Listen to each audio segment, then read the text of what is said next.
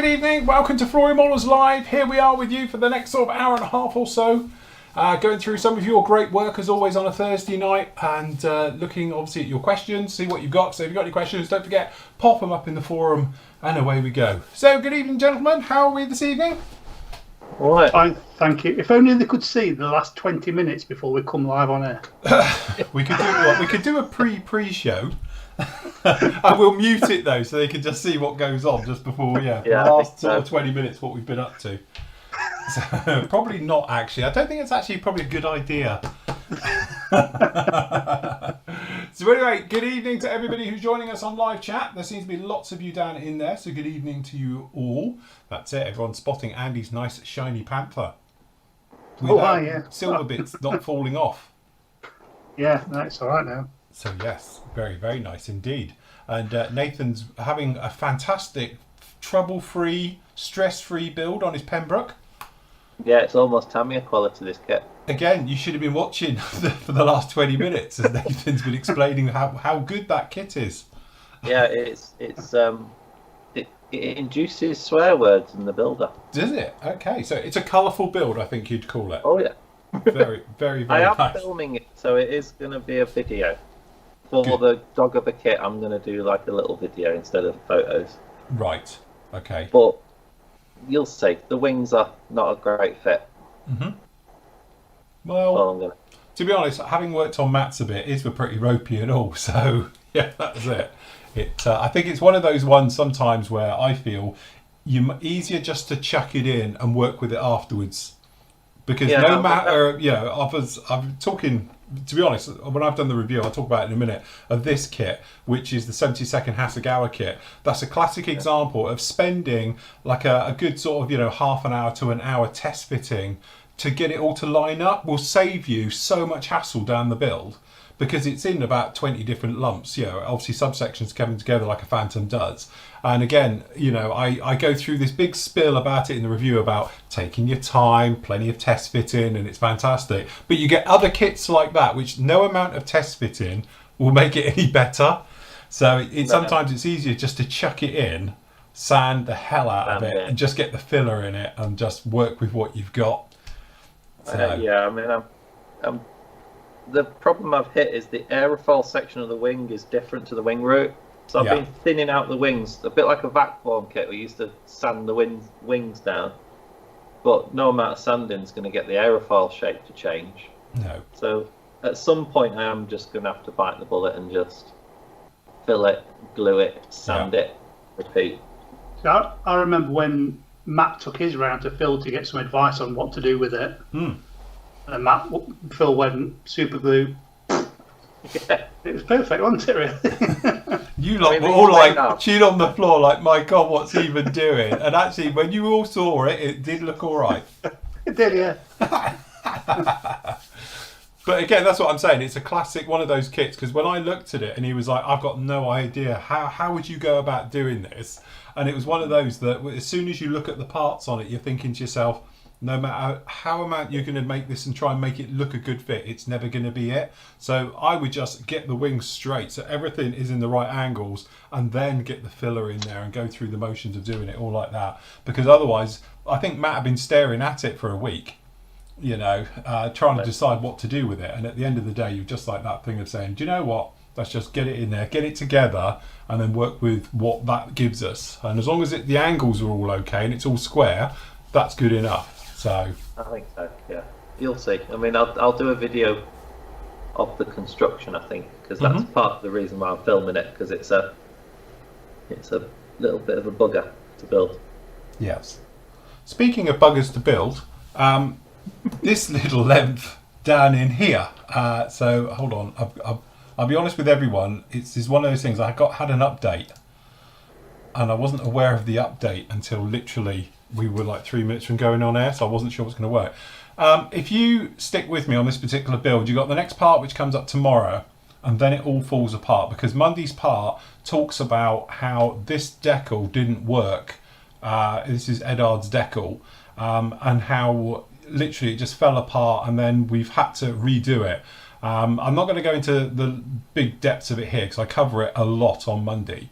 and you'll see all about it. But needless to say, I'd like to thank MJW Models UK, who I bought a set of decals off of them. So I got some of the Sky Art ones, these ones were actually really nice. I only needed the stars and bars, but these stars and bars are actually the correct size. So they're perfect for it. So literally what we've had to do is get rid of the old one. So to be honest, because it's a flat, I just flattened all of this off and we've resprayed it. So we've resprayed the blue and the light blue in this area. And then we've put this on now. So it's literally all set and ready to go on this. So I just need to re-weather this entire back section and we're all back on track, because you see the rest of it is literally, it's all done and ready to go. But again, this is one of those situations where it was like, right, what the hell are we going to do now? Because the decals are falling apart. The decals are the wrong size. They are awful to work with.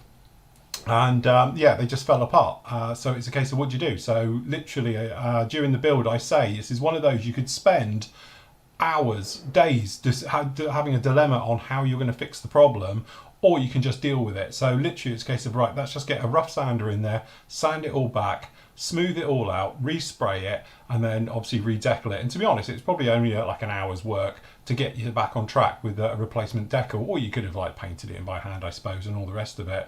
But this is one of those ones where it would have very quickly become a shelf queen, put it on the old shelf of doom and forget about it, because it was just awful. But now we are technically back on track. So I'm just waiting for this to bed down. And to be honest, it's almost there now. It's bedded down beautifully. So we'll weather this up tomorrow to the same as the rest of it. And we are totally back on track, and we'll hopefully get it finished tomorrow.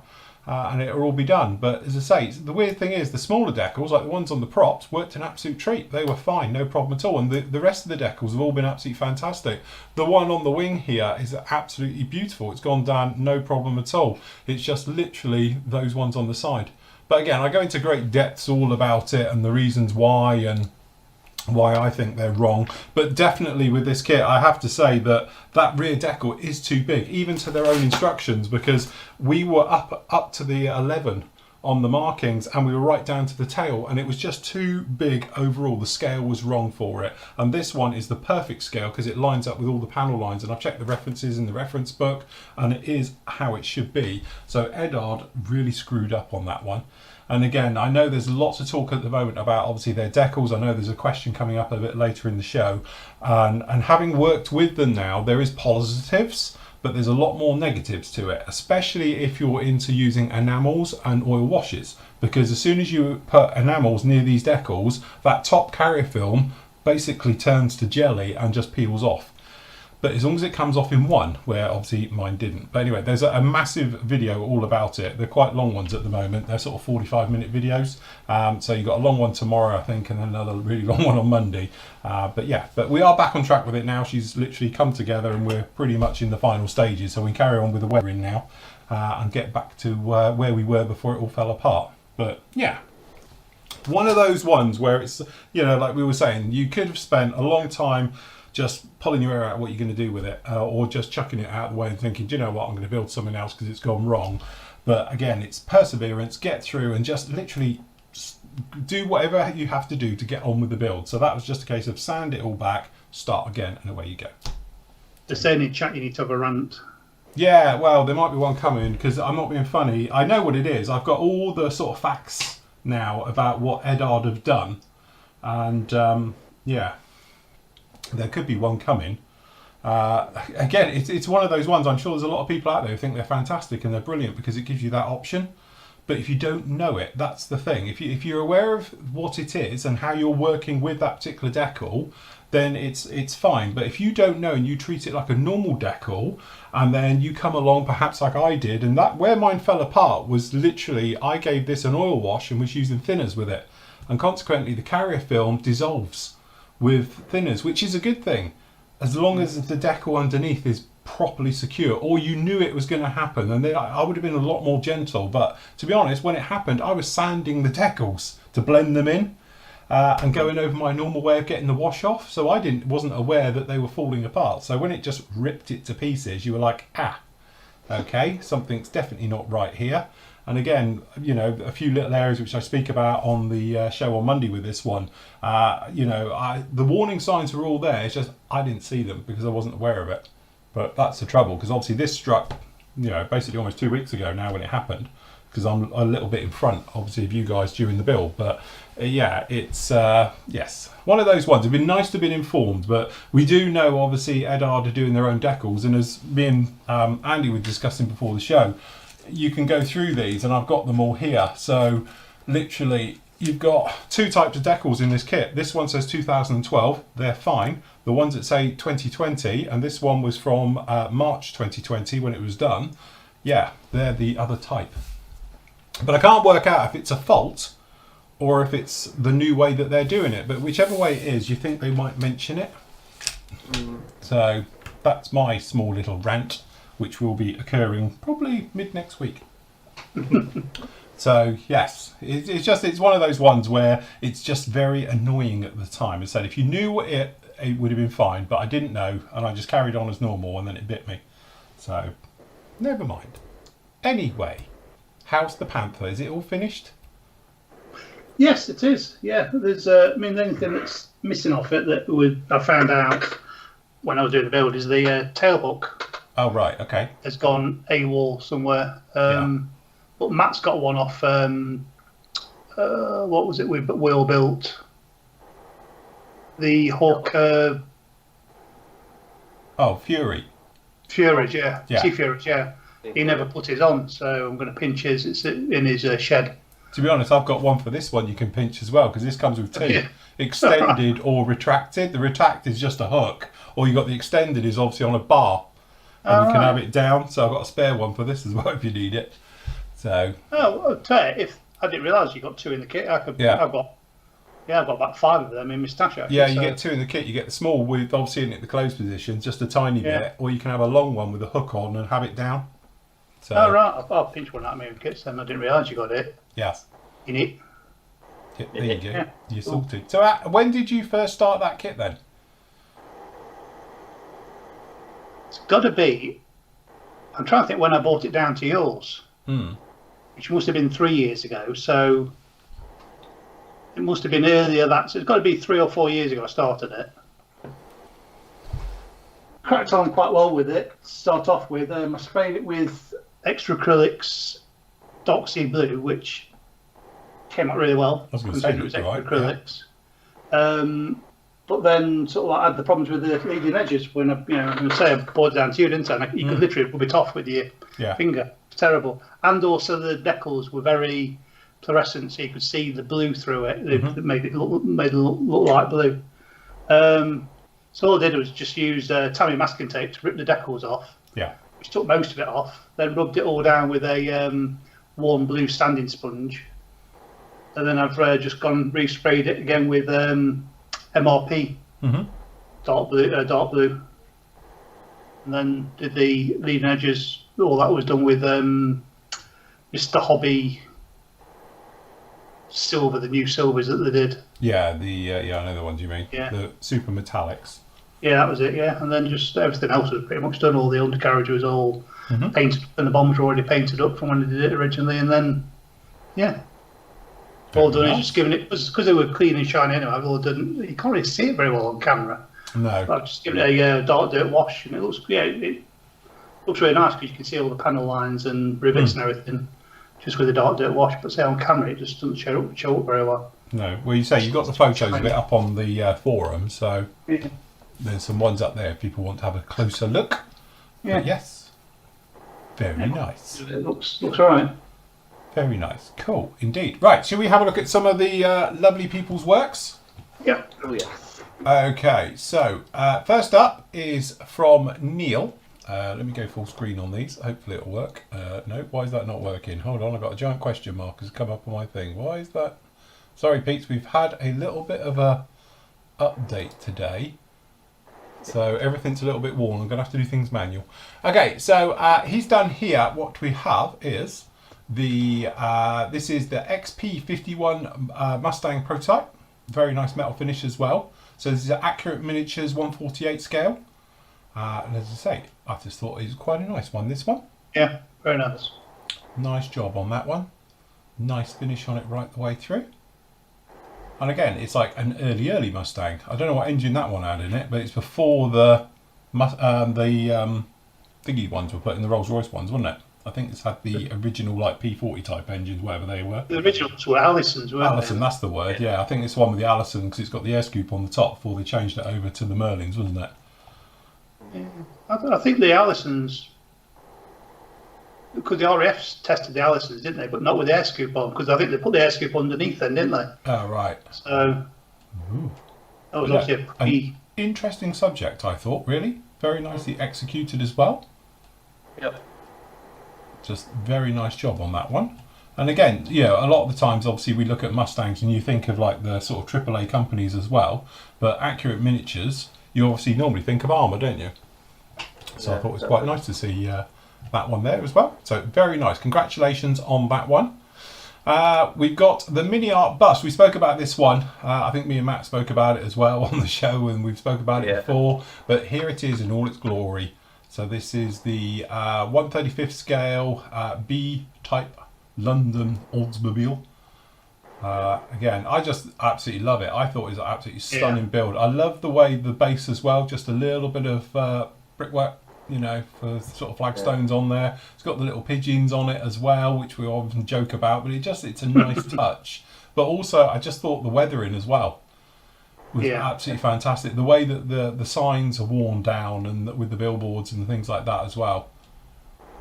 And to be honest, it's not a straightforward kit going together either. There's a lot of detail goes into that. So I just think it's absolutely nailed it. It looks gorgeous right the way through. It's an absolute stunner, isn't it? Mm. Yeah, brilliant, that is. It is. I wouldn't fancy a ride on the top deck, though. Covered in pigeon crap. I saw one on the internet somewhere where it was the London one like that, half of a diorama, and then it splits, and then it was like a World War One battlefield one. Oh right, yeah. It was like it was the same thing, but it's like painted it in two halves. Yeah. And then sort of like all the diorama on one half was like a war scene, and the other half was a city scene. That was quite ingenious, but that looks fantastic. That does. Because I know is it Duxford? They've got the old build one there, isn't it? Which has got the shell on the front because it was a genuine. Yeah. It went over for World War One and then came back and was done as well. Again, beautiful old history for it. And then, very nice. I just thought it was one of those ones that really takes your eye. The simplicity of it, but it's beautifully executed. Just the weathering, the dirt, the grime, just the way that with the signage and things like that. It's just one of those ones that it's very, very hard to fault anything on that. That's pretty immaculate right the way through. And it's just a nice touch with the pigeons as well, I thought, Yeah. So yes, congratulations, Dave. We like that one. We like it a lot. Right, who doesn't like the Japanese F4s? Yeah, I love this. I really like the camouflage, the feathering. Yeah. Really. Yeah. Blue Impulse was the original one years ago, which was the first one like it, I think, and it was absolutely sort of stunning. But as you say, the blues just work with it, don't they? The blues and the blacks. I think it just sets it off. And obviously it's got a shark's mouth on it, which goes every time. But the drop tank's beautifully done and all the different areas onto it. But I think really hats off for the stenciling. I was about to say, the Japanese ones are absolutely covered. Yeah. So it's a shame we haven't got any bigger pictures, but it's a lovely kit. So that's the Hasegawa 48th scale kit as well. So definitely nice for the Recce Bird one. Very, very cool indeed. Okay, Hobby Boss with the Yak 23 Firebar. So this is Min. Again, this is cracking as well, isn't it? Very, very nice job. Very nice photographs of it. Because again, photographing metals is always a nightmare as well. So beautifully done, seamlessly done as well. Very, very nice job on that.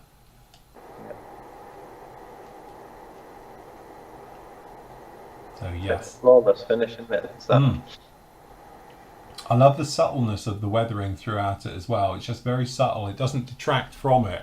That sometimes you do the weathering, it's the weathering you see first. This one, you sort of see the metal work first, then the actual weathering, which is quite a nice touch with it. It's just the right level of reflection as well, because you can see the star reflecting in the tail. Yeah. The metal effect is just right for me. Yeah. and a beautifully clear canopy. Sharp canopy and sharp masking around it. Very, very nice indeed. But yeah, flawless finish on that. Very nice. Not easy working with the old metals, as we all know. And as I say, we've got lots of different panels to pick out and all the rest of it in there, and it's absolutely gorgeously done. And to be honest, the kit isn't like a shake and bake kit either. It, you know, it's one of those ones that needs a bit of clean-up work. Definitely, obviously, your seam checking, things like that.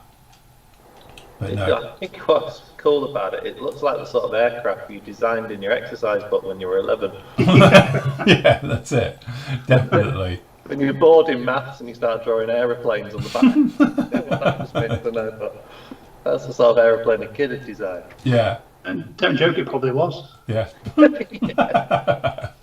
But no, fantastic work on that one. Very, very nice indeed. As I say, we don't see many fire bars either, considering they do that in the bomber version as well, don't they, in the thing? So, yes, very nice to see that one. So that is the 1/48 scale one.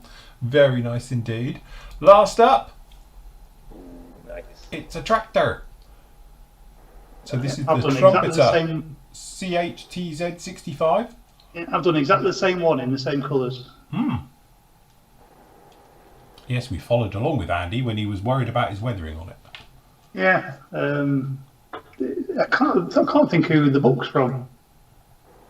Someone who's done a book, and I imagine he's used the same book to follow the build and weathering because it's the same colour scheme and similar weathering. So I bet he's used the same book. Can't think who it's from, to be honest with you.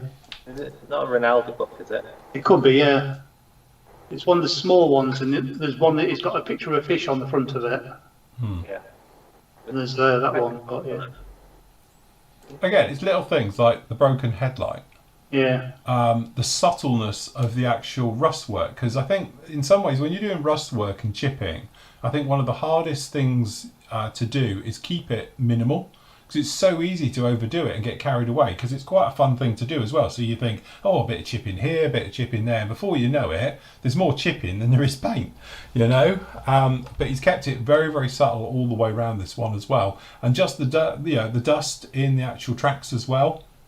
And the weathering around the tracks, a little bit of streaking. It's all very, very subtle, but it's covered in it. It's got tons of weathering right the way over it, but I think it's really nicely done. So like the worn areas and on the edges, the seats, you know, the areas on the back here, things like that. It's just very nice. The chain especially looks really, really nice and, you know, in scale type of rusting, but just keeping general chipping to a minimum. That not going over the top with it, I think must be one of the hardest things, because as I said, it's a fun thing, or it is for me. I enjoy chipping, and before you know it, the thing's almost bare metal, you know, because I've got carried away with it. So to keep it subtle and go through, it's quite a dedication to say, right, that's all I'm doing. I'm going to walk away now, even though when you're having fun doing something, I think it's obviously quite a difficult thing to do. So no, we like that. We like it a lot. I've just noticed that he's put a resin engine in it because the kit doesn't come with an engine. Oh right, okay. That must be a resin aftermarket engine in it. So yeah, he's not got many photos of the engine bit, but yeah. So, but again, just something's different. We speak about on a lot of the shows and the bits and pieces, don't we? About how they're different and you know, doing especially civilian and tractors, and the weathering into it is always different and things like that. And again, that's a classic example of it. Very, very nicely done. We like that one. We like it or not. What are they talking about in chat? It's been buzzing in there. Are they still on about Emerald Decals? Still on about Decals. Yeah, Thought it might be. Just before we move on to the next section, there is 2 reviews up with you today, which are somewhere. Didn't I have a thing up here? Yeah, there we go.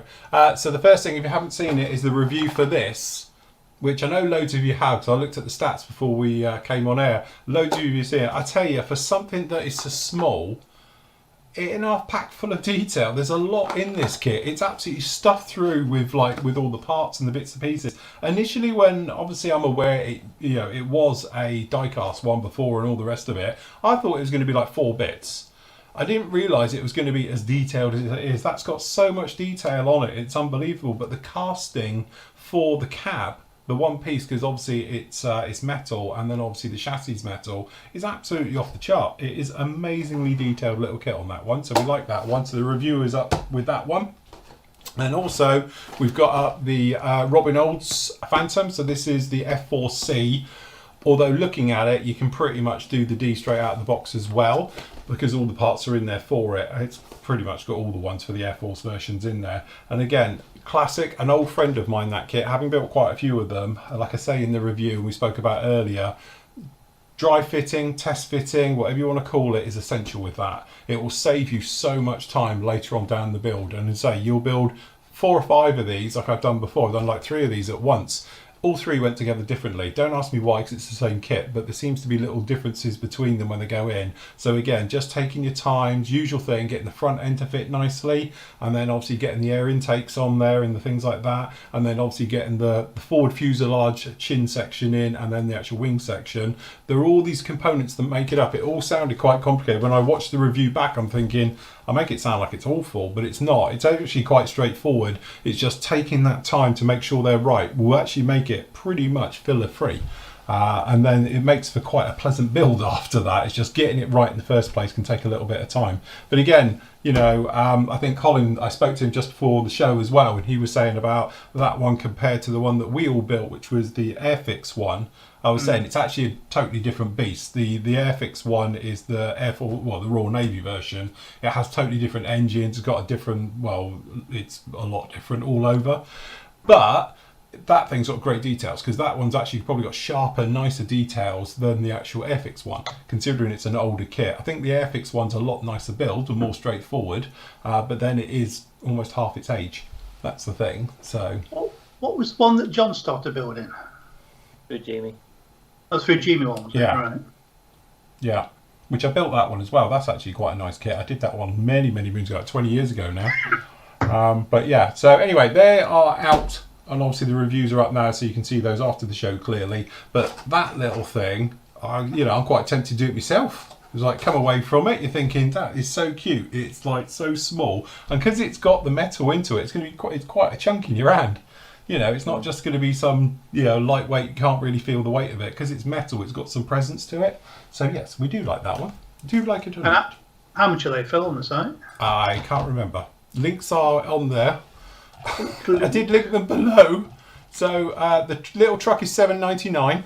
It's only £8. Bargain. £8. The Phantom is £30. It's $29.99 for the Phantom. So, and the Phantom, you get the mast set with it as well, which again, you get the internal mast set and the external. I don't know many people who do internal masking on 72nd scale stuff.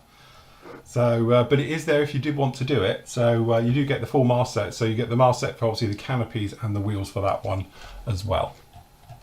So yes, they are up in there. Right, we got quite a few questions. If I can find the area.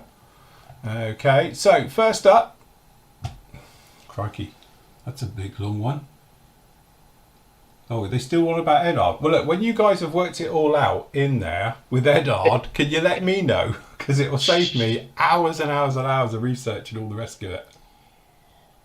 Roger, that truck's not metal. It's designed off a die-cast one. Die-cast one. It's not. It's a plastic one. Say it's got metal parts as well, hasn't it? Yeah, no. So it is metal. So what it is, if you see the review, you'll see it. The chassis is metal and the cab is metal, but the actual tank on the back and then all the details for it are plastic. But it's it's got a fully detailed cockpit cockpit. Probably cabin might be better, or cab. But it's got handbrake, gear stick. Steering wheel is absolutely beautifully done as well in that scale. You wouldn't think it would really have one in it, but it has. It's got a fully detailed cabin there, so it is very, very nicely done. It's got nice tyres as well. The tyres got some fantastic detail on them. But anyway, go and see the review. You can see it in there as well. As for the Edard thing, just to help out you guys having a good chat about it in there, apparently Edard, from what I've heard, have said that they are not designed to peel off the carrier film. But you can if you want, but they don't recommend it. That's the only thing I've been told. So, yes.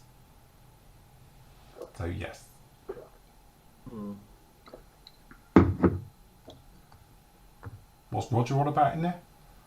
Don't know. Right, okay.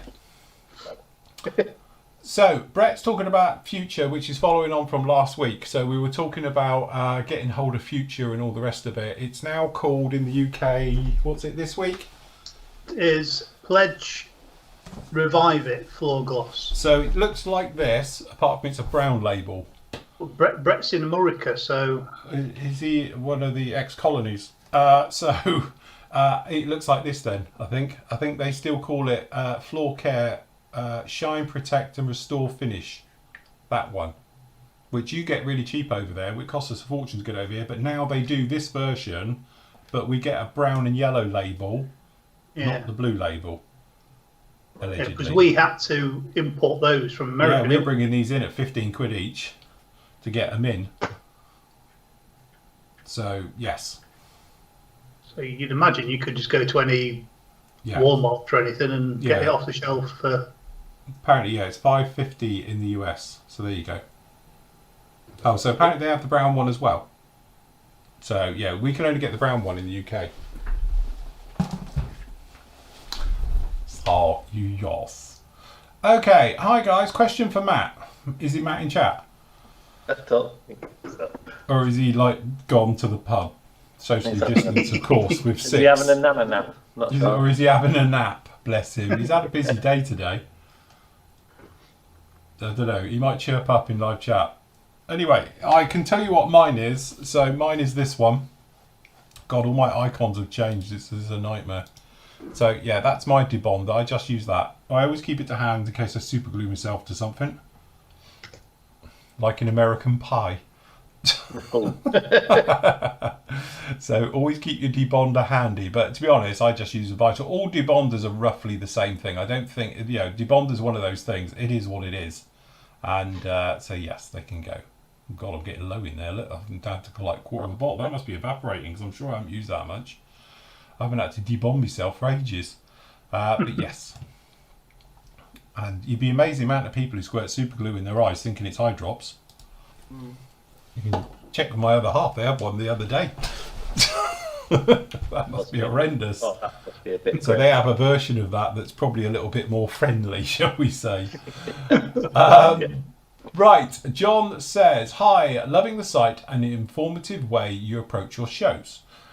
Is he on about us? Or is he confused? Like my show on Tuesday when somebody clearly was talking about somebody else and not me. Thanks. I'm so wondering if there is an easy way of making camouflage nets. Ooh. For draping around tanks like you see on NATO and Cold War tanks. Good question. Netting. The old way, which always comes a bit overscale to my mind, is using gauze.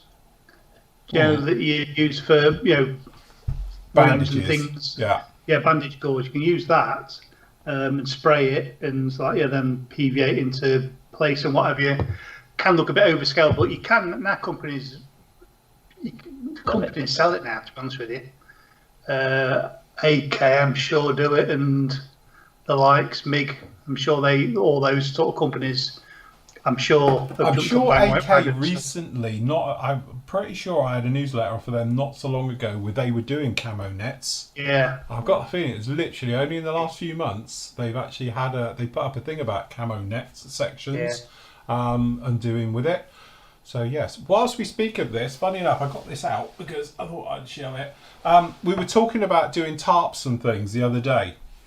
And after the show, I suddenly thought, I should have mentioned it really, but I use old Plasti Dip as well. So if you want to do a tarp or like a FOD cover or stuff like that, the way I use it, and to be honest, I've got this in a couple of colours, but this is the only one that was decent and not like dripping in the stuff. But what you can actually do is that for making a tarp looking quite natural, you can actually get like a piece of like greaseproof paper, or to be honest, it's pretty good stuff. You do want to cut them out if you want. Brush on a layer. Sorry, got to kill that. That's been bugging me. You've got to put on a layer on that section, so you can literally just brush it, onto it. Let it dry totally. Cut the edges all the way round, and then peel it off, and it will be a very, very flexible thing. And you can just drape it over like you like for a tarp and all the rest of it. And because you make it as thick as you like with this, you can use it. They do cans of this as well. I'm not a fan of the cans because it tends to drip everywhere and make a right mess. But you can put down a can and do it. The other thing as well, you can paint this stuff as well. So you can airbrush on top of it. So you can put it over whatever you want to do, and it stays flexible, as far as I know, for pretty much ever. It does tighten up after a while, okay, but you are pretty safe for putting it over. But the other thing I've used it as well is that FOD covers. So what you can do is you can take like some sponge, cut it to the shape, like say an intake of say an F4, cut it to the shape and all the rest of it, stick a cocktail stick through it, dip it in this stuff, take it out, and then like stand it up somewhere so most of it drips off, okay, and then just leave it for, I always leave it for a couple of days, and you'll find it turns into a very solid rubber, which then you can poke in. And again, same thing, you can spray them and then just slide them in and do it. So Plasti Dip for doing fog covers and obviously tarps and all stuff like that. What I might do is I'll do a demo on it. I'll do a bite size on that. As soon as I need something with an intake in it or something, I've got some stuff lying around here. But yeah, it's quite good stuff for that. But you can actually buy it now in different colours. So they do like loads of different colours. But if you like, you can get it in clear, and you can buy dyes for it, and then you can mix up whatever colours you like as well if you want to do it that way. But you can spray it, although it will crack if you're using, you know, like acrylics and stuff like that. But if it's a one-time push into somewhere, you'll be absolutely fine. David Chandler says loose weave cloth works well as well. Yeah. Well, I say I'm sure AK, MIG, etc., and other companies will do sell it if you look around.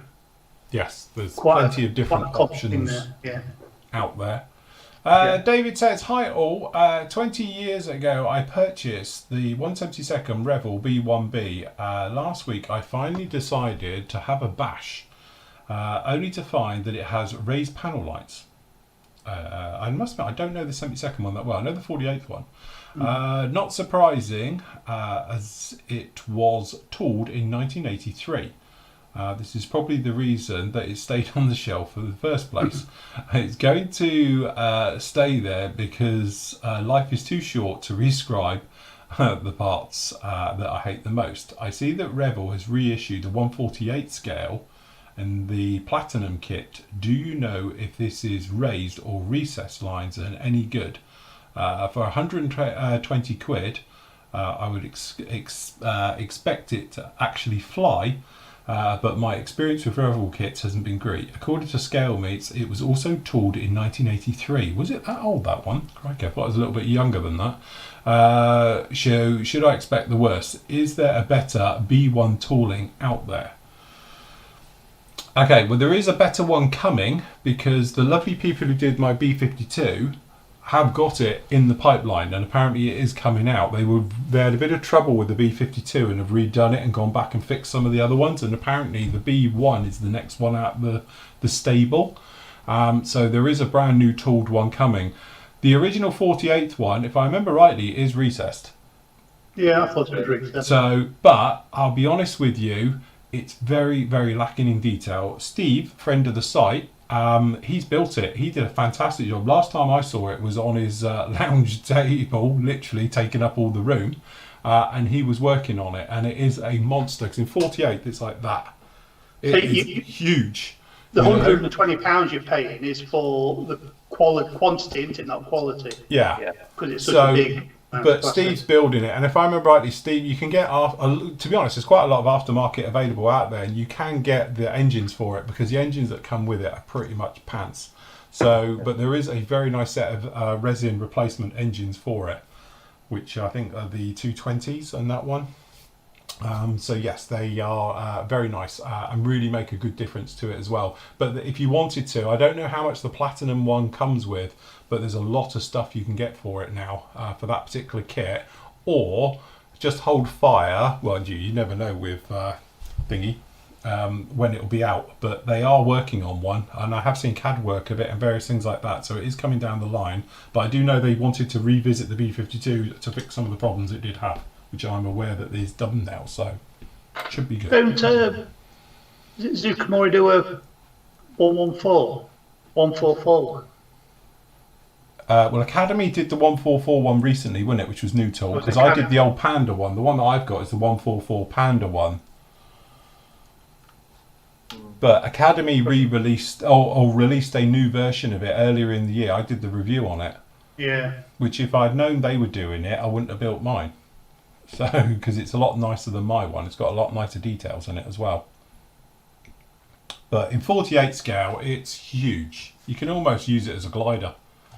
So the only thing I would say, can you change your 75th VE day? Because it's a bit big. It breaches our terms and conditions about how much space you're allowed under your name. It's just a little bit big, that one. Can you sort of take it off? Because, yeah, or shrink it. So it's the same size as Battle of the Bulge and put it next to it. Yeah. So it's just a bit large, that one. Bruce says, "Hi gang, I'm wondering your thoughts and experiences with ammo paints." Okay, I realise PM models. Okay, I'm going to defer this one because I've already answered this question once before. So this is for you guys to answer because I covered this at length on my show a couple of weeks back. So I'll read it out anyway. I realise that PM models, that you have to make a business decision on what paint brands to stock, but I haven't seen ammo paints in any of the Phil's builds. My research reveals they have a large range, and their modelling publications are excellent. I have several. Ammo claim that their acrylics are water-based, and the application is different to other acrylics on the market. Just coming out of the COVID-19 lockdown in Melbourne, so I appreciate what's happening in the UK now. You just need to hang in there. No, we're doing all right, Bruce. Don't panic about us. As I say, I covered this at length, so there's no point in me going over it again. What's your experiences with ammos? My thought is that we had Vallejo. Yeah. And then Ammo and MiG and all the others. AK. And essentially, they're all acrylic paints. Yeah. And I can't see there's much difference between the Ammo paints and the Vallejo paints. Mm-hmm. But we all at the same sort of time went off acrylic-based paints onto lacquer-based paints because they're easier to spray better. No faffing around with them. I can't see the sense in sort of recreating more and more paints of all the same type of paints. Yeah, obviously for ammo, it's worth them doing it because they're making money off it. But for a consumer, I can't see the sense. I mean, I've got a shelf full of probably 200 plus Vallejo paints that I don't use. So for me to buy ammo paints, I never use them because I prefer to use lacquer paints because they spray better as long as you've got a decent extractor, like mine with the brand new filtering. Yep. What's the point? It's horse of course, isn't it? It's whatever you like to use. And if you want to use ammo paints, use ammo paints. There's nothing wrong with them.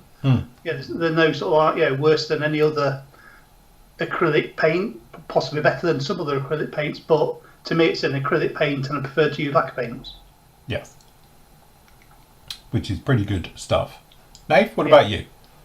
I've not used any ammo paints ever, but the fact it's an acrylic puts me off, if I'm honest, these days. I'd much rather have a lacquer paint than spray lacquers. Yeah, it's so much easier to work with. No spitting, none of that clogging and stuff. I mean, if anyone wanted to thrust them in my direction at 0 pennies, I just don't know. It's just, I've got the colours I need in Hitaka, or I've got a couple of AK real colours. It's just duplicating. How many versions of RLM 65 do I need? Well, that's it. That's my thought. I've got the paints I need, and I'm not really looking to switch out to ammo. Yeah. Acrylics are all right, but they're just not for me anymore. I'm looking in my other. I've got paints everywhere, but I've got some MiG acrylic paints that I never use. I'm sure if I looked hard enough, there'd be some ammo ones in here as well. But yeah, because to be honest, like the concise, I spoke about this at length, so I don't really need to go over it again. But like I said before, is that I have had them and I've used them. I'm not a fan of them because I find them too thin. So you have to put down lots and lots of layers of it, and that was my drawback. Yes, it gives a very nice finish, but I don't need to put down 5 coats of it when I can just put down 1 Tamiya, for instance, and the job's done. So I felt that they were over-thinned for, I know we make the joke about anything from ammo is just a thin product, right the way down to their paint. but it's very, very thin, so you build it up. I know that Mick's even done videos on it, and the reason he has it that thin is so you build it up. But to me, I was like 5 coats in, and I'm losing the will to live. So that was the trouble with it. But I've used it and all the rest of it, and I must admit, when I did my giant, we did the auction, wasn't it, to get rid of all my acrylic stuff, and it was just all part of that job lot for it. So that's it. As a point of PM stocking it, like we said, there's hundreds of paint ranges out there, and the thing is that the big problem we have with things like, no disrespect to ammo, but their paint range is huge. So obviously from our point of view, we're buying hundreds of colours times maybe 6 or 12, and then obviously the price of the stand, it runs into like £5,000, £6,000, £7,000. So for us to buy in a paint range, which obviously, it takes a long time to get that back. So obviously we tend to look at paint ranges that are smaller. And I know for a fact in the UK, maybe different obviously on the continent, in Europe, but certainly in the UK, it's not a well-used paint. You don't see a lot of people using it. So obviously from our point of view, it's, one of those areas where there's other paint brands I think work better personally. And as horrible as it sounds, it's what me and Matt tend to sell what we use, if that makes sense as well. It's, we sort of put our sort of weight behind it, and because we use it, that's the whole point. So, yeah, just one of those really. Interesting. Chris says, hi guys, which paint product, in your opinion, best portrays black rubber, e.g. tyres? I know mine. Go on, you guys. I use Tamiya.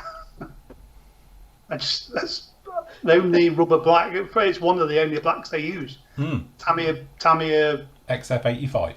XF85 and also a NATO black are the two blacks they use for pretty much everything. Yeah. So I must admit, it's mine as well. I like Tamiya's XF85. I think it's a great colour. It's got a very nice, what I would call scale black look to it. And the great thing as well, if you use the oils from your hand, so when I paint tyres, I literally just usually give the sidewalls and things like that, just rub it between your fingers and it polishes it a little bit and gives it a really, what I think is a genuinely nice black look to it. So that's why I quite like using the Tamiya. Nate? Because I tend to do smaller little titchy models, I tend to brush paint my tyres. Yeah. Use the old really thinned paint for the capillary and then fill it in. Yeah. So I'm going to completely contradict what I said 2 minutes ago. I use model colour, black grey. MIG ammo. Look how old this bottle is. It's all like, it looks like Indiana Jones dug it up, but it's black grey, 862. Yeah. But I've got Tamiya rubber black as well. So yeah, one or this or the XF85, is it? If you're going down the lacquer route, I'll tell you one of the colours, and I started to use this when I did the truck. You might remember I did that giant truck. The American rig is LP5, which is their sort of semi-gloss black. It's a beautiful colour. It's got that real nice look to it. And first time I used it on the chassis for doing all the chassis work on the truck. And because it's big, the thing is a massive lump. I was just worried about it just being black. It just wouldn't look right. It would look toyish. But actually that colour's got a really nice shine to it, and when the light just catches it, it sort of diffuses it, but it gives it a nice sort of reflection on corners and stuff like that. So actually I would probably also use, considering I always say never use just pure black, you could get away with using semi-gloss black on stuff like that as well with no problem at all, and even sort of as a rubber black and stuff. But to be honest with you, my props on this guy, that's rubber black, because I like them to have that slightly worn type of look onto it. The wheels are, obviously, but I haven't weathered them yet. So, yes, it's one of those ones. But a nice, good black, I think you can't go wrong with Tamiya's XF85. But, say, the NATO black as well, which is, what's that these days? That's XF69. That's quite a good colour as well. So, yeah. But Guns do one as well. What's that, H10 or something, isn't it? Theirs. I can't remember what it was off the top. You can't see now because you've got your curtain in the way. Oh, no. So, yes. I think for tyres, you definitely need a dark grey, not black. Yes, that's it. Yeah. the thing is, if you just use black on tyres, they just don't look right. You need something in there that either sheds the light and gives you that three-dimensional look, or you say a light weather as well. And that's why I quite like putting oil washes on them as well, because also it covers in, just like Nathan was saying, the capillary action around the edge. It fills that as well if you've got a little bit of an oil wash, just to sharpen up the details. So, yes. Okay, Dominic says, hi Phil and team, thanks for the help on my models Vit Mustang last week. The wings look good. There we go. As I say, that's it. Right, for my other build in the near future, I need help with the paint colour. Who makes the best international safety orange? Ooh. It's kind of a reddish orange seen on Coast Guard. Let's see, US Coast Guard and possibly some Arctic. So you might remember I've done it. I've done a very nice one over there in it. Don't know if I can get her out without destroying everything. Hold on. I'm not in there, me paint. Hold on, let me just get her out. She's just here on the edge. I found the paint. You found the paint. Hold on. Somebody cue the dolphin helicopter sound. Let's hope it's not a crunching sound when you get fly it round the corner. There it is. Well, they have that distinct sound. That's the one. Andy's got it. So that is what Andy's holding in his hand there. So yes. So this is it. It's the one that we did. I remember that took a bit of nailing down that colour, didn't it? It did. We had a lot of fun with this. It was in the days with Steve. So Steve did his in acrylic. I think I did mine in enamel, or the other way round. But yeah, Model Master, that seemed to be the one to go for, wasn't it? Yeah. That. Is that Model Master as well? Yeah. Yeah. So again, the thing is with this, the band at the back is white. So if I remember rightly, this one I actually did with Tamiya's Rattle Cam Primer white, and we just left it. So we masked everywhere off. And then literally including the stripes down the side and the tail and everything, and then just did the rest of it in the orange. So it's got a funny name. What's the name on the bottle? They call it International Orange or something, isn't it? Yeah, International Orange, yeah. Yeah. FS12197 International Orange, yeah. Quick, we need I a wonder dust. if AK Real Colour have picked it up since, because it's a while since we. Attack could do a version of it, but I think it's a bit. Richard suggested an MRP. Do a nice MRP2 insignia red. Because to be honest, when we were doing these, we had a little bit of a run around, because all the ones we were looking at doing, it just wasn't right. And this is the only colour we found that seemed to come out, gave us the nice sort of colour to it. So yeah, that's why we ended up doing these ones, because it seemed to have the right sheen to it, instead of being, you know, a little bit. Some of them were too red, some of them were too sort of, you know, obviously almost bearing on pink. It was tricky. MRP Insignia Red, wouldn't that be too red? I was going to say Insignia Red, it'd just be red, wouldn't it? That's like red Insignia Red, isn't it? Guy said that Model Master paints are being dropped, so yeah, grab it whilst you can. MRP's getting 2 votes on our chat, so might be worth looking. But definitely as well is that when you're doing this, make sure you prime in white. Do not put grey, certainly never black, because you won't end up with that sort of orangey red colour that they are. You're either going to end up with orange or red. But as I say, with the white, it reflects the colour through, and it just has that natural hue to it. And it is the thing, the more you put this down onto this, the deeper it will go. So you need to just put down a couple of coats, let it dry, see how it looks, and then go in again. And obviously this thing going out a heavy gloss coat right the way over the top, as they tend to have.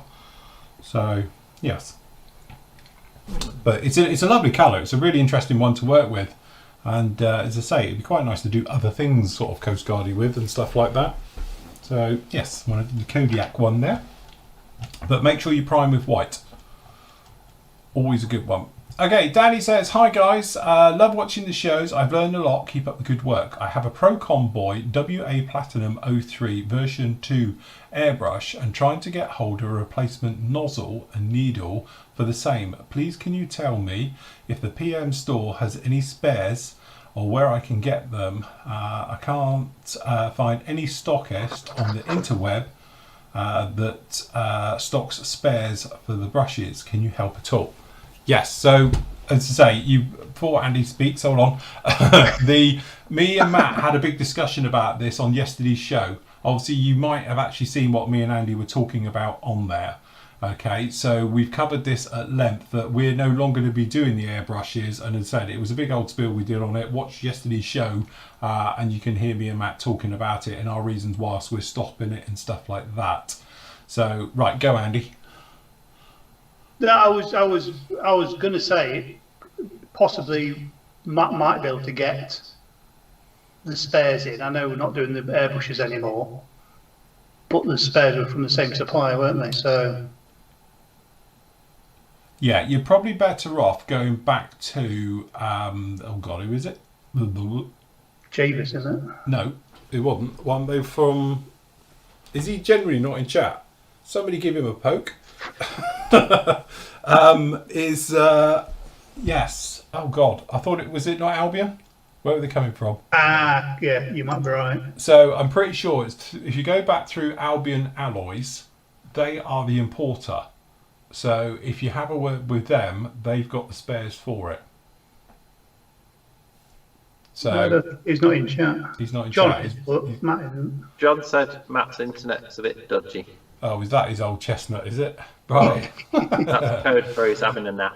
Yeah, it means he's having a nana nap, isn't he? Yeah, so basically the UK importer for them, you can get them everywhere on the interweb, because I must admit, I've had a look around anyway, so literally, even if you just like eBay it, you'll find out who stock is for it. But if you go Albion Alloys, which we'll speak about in a minute, because there's a question of theirs coming up in a moment, again, they carry all the spares for it when they can get them in.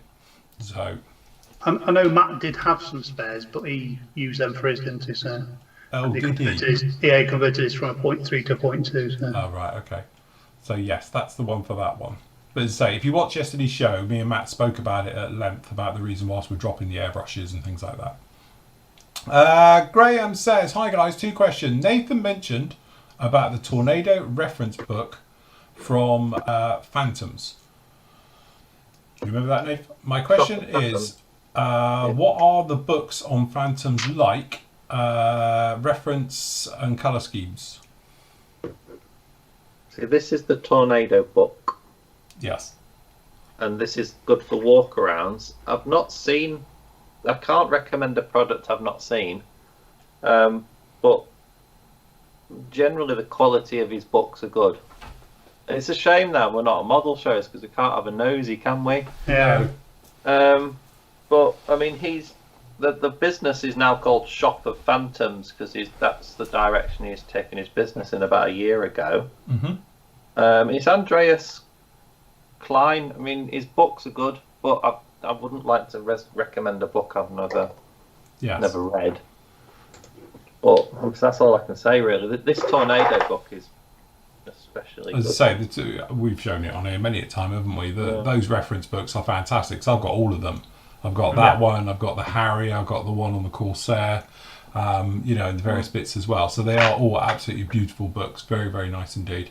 And again, it's one of those ones, I call them coffee table books, because you're only looking at the pictures, there's nothing to read, but they're a great flick through for a Sunday afternoon or in the evening and stuff like that, and you can get amazing inspiration from it. Because the amount of times I've opened up those books and gone, do you know what? I could build one of them, and to be honest, when I did my Phantom, that was the whole point, because I had the Phantom reference book from Danny Gordon, and it's a amazing book for references, and that's how we ended up doing the Phantom and opening up all the panels on it and all the refueling on hydraulic lines was purely because the inspiration from that book. I saw that one photo of the spine and thought, right, we're doing that, and scratch built it into our Phantom. So again, that's why I always think in some ways they're a lot of money, but I think they're well worth it. It's those books you have forever, and to be honest, I've got probably an unhealthy collection of them now. Yeah, it is. It's that thing. Every time I build a particular aircraft, it's nice to have a good reference book. We're working on the Hellcat now. If you can't get a specific one, these ones as well as done by Valiant. Again, from a modelling point of view, these are probably the best you're going to get because it talks about it from a modelling point of view. But as I say, you got your general, your reference ones as well. Very good stuff to have. Can't go wrong with a good reference book. Google's good, but it's not like having a book full, you know? These are called Double Ugly. Yeah. Or Fox 2 books. I think David's asking me to hold it up to the camera. That's their little logo. But, I mean, at the moment, I know he's released a lot of books on Phantoms, or a little series of them. Mm-hmm. But I don't think they're reference books like these, where it is just. Right, you talk. I'll just grab mine. Hold on. Which is the company that make resin bits and bobs and everything, that 32nd Forge Magister. That's Wingman. That's Wingman, isn't it? It's all the same company. If you type in Shop of Phantoms, it's a shop in Germany, and he's publisher and a decal maker and does all sorts. Draco, isn't it? That's it, Daco. This is the Daco one from Danny, and this one is the one that gave me the inspiration for doing all the Phantom. Because again, it is just literally every single angle, every nook and cranny from lots of different Phantoms as well. And there's no German ones in here, that's the only drawback. But pretty much everybody else's you can see. And, you know, when you're into details like this, it gets really out of hand because you're thinking, oh, I could do that. And, you know, to be honest, this is exactly why, if you look at my Phantom, she is this. This is it. Because, you know, these panels are done because this is the reference books from it. So, yeah. It is. It's one of those. But also, you get the diagrams for your repanels and your various things, and doing stuff in the back as well, which are always quite handy. And to be honest with you, this is the one that keeps winking at me for obviously doing the lightning, because it's got beautiful reference ones. And every time I pick this one up, I think, right, I'm going to build a lightning next. You know? Yeah. So I've got the lightning. I've got his Starfighter and his lightning book. Yeah, and obviously for Legacy Hornets. This is the one I use for obviously with all the Hornets and the various bits and pieces. So that's what I'm saying. It's very addictive buying these things. They're very expensive, but they are definitely one of those ones where you're like, need to stop now. I think I've got enough. Do the A10 as well? No, that's a different one. That's my mate Jake. So that was as well. Yeah. Whilst we're doing these, I've got his here actually because we were showing him the other week. So Read Air publication ones. So these are the fantastic ones on the Eagles. So again, this is the one. And Jake, he's actually an Air Force photographer, so that's why he gets all the good shots. So that'll help, wouldn't it? It does help because a lot of these are his own photos, you see. So yeah. So there's those, and obviously the Hog Guide, which was going for stupid money at one point. So obviously this is the one we used when we did the Hog. Right the way through, and obviously it's the A10C in this as well, which is quite nice, and obviously the Viper guides. So they do two versions of this one as well. These do go out of print for a while and then they suddenly come back, so don't pay stupid money because again they go for silly money on the internet. The Hog Guide was going for 120 quid at one point. It was like, why? But there you go, people get carried away. What's the publisher of those, Phil? These ones here, Read Air Publications. Is that R-E-E-D? Yeah. Yeah, R-E-I-D. Oh, yeah. Just for Lynn.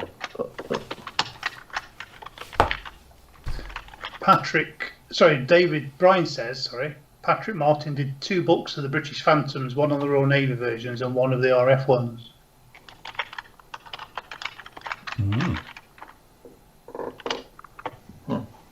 Yeah, it's a good. Lynn's put a good point actually. It's like, if you put a little list together of best reference for an aircraft, but yeah, I mean, yeah, it's difficult, isn't it? There's not one publisher that does everything, unfortunately. No, that's it. But they're not, like I said, they're not cheap, and once they go out of production or start going out of production, the prices ramp up stupidly, don't they? Yeah, they put zeros on the end, don't they, sometimes? Yeah. To be honest, a lot of my books actually come from air shows.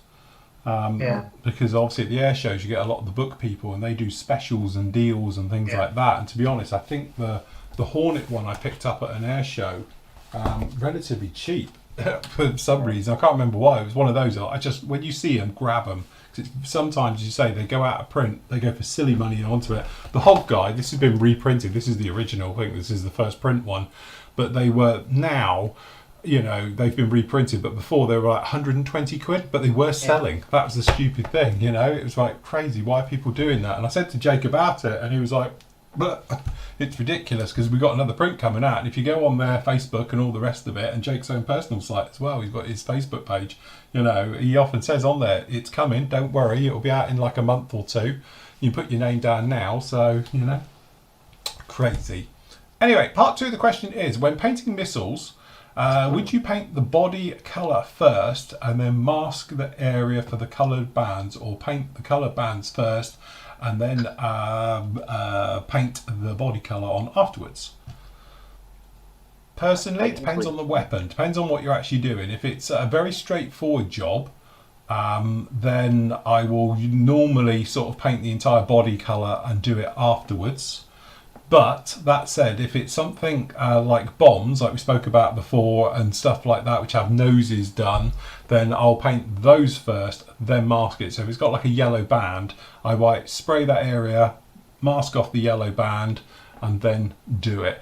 It's a little bit, I think, sharper and neater if you do it first. So if you've got like a modern missile, perhaps you've got the rocket motor, which is the brown section, and then obviously you've usually got the warhead section, which is in yellow, denotes it's a live weapon.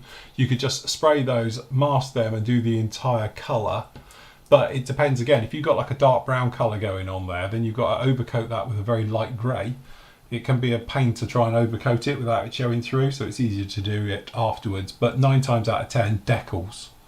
Because you get decals that do it. Depends how you want to go about it. For bombs, I've done videos on it. For bombs, I always spray them.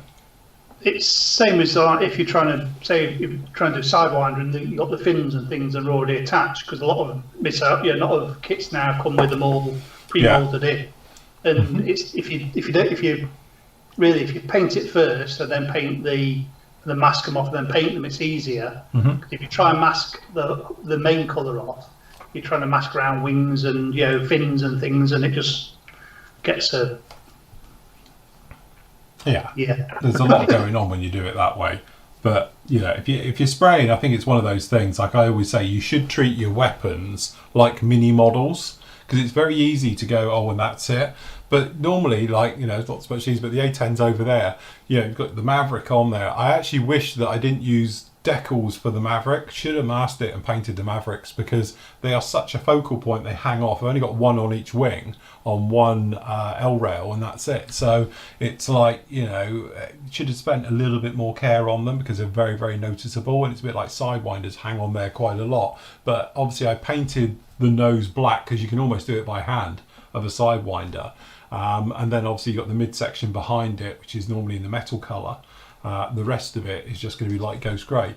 So you can do some of it by hand painting, but for bands it was nicer, I think, more crisp than using decals. These bombs here, Phil said they were painted yellow, then masked off, and then olive drab and masked. Yeah. I think if I'm doing a Sidewinder, I'd usually do the bands last. Because the Sidewinders are pale enough grey that you can even spray yellow over it. Yeah. But like you said, you just got to work in the sequence of the colour. Light colour first, then dark, and I think you won't go wrong at that point, will you? No, that's it. I think, as you say, it's one of those that just don't leave them to the last minute and that's it.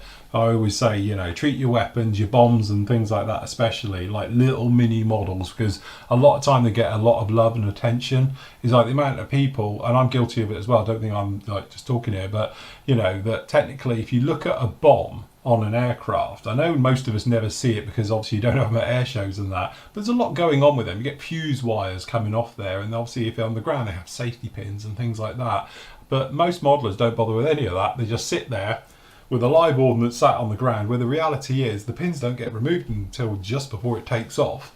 So it's one of those, you can actually make quite a bit of it. You get other modelers who spend a lot of detail putting in like the wires, the actual arming wire that goes to the pylon, so when it drops off the aircraft it pulls it out so it's alive as only when it falls off the aircraft, stuff like that. Most people don't worry about that, but in theory it's just an important part of your model that any part of else is. You spend all that time detailing a seat belt, but you don't do a bomb or a missile that's hanging on the actual aircraft. It's like, oh, that'll do, so a bit weird on that one. I do like to try and get them out of the way first early on in the kit, because otherwise you get to the end, you think, Yeah. It's like You tank just end tracks, up doing isn't it it? clean with nothing on it. yeah, exactly, No yeah. doors. Yeah. Just because you can't be bothered to do it at the end, you think, oh no, blow it.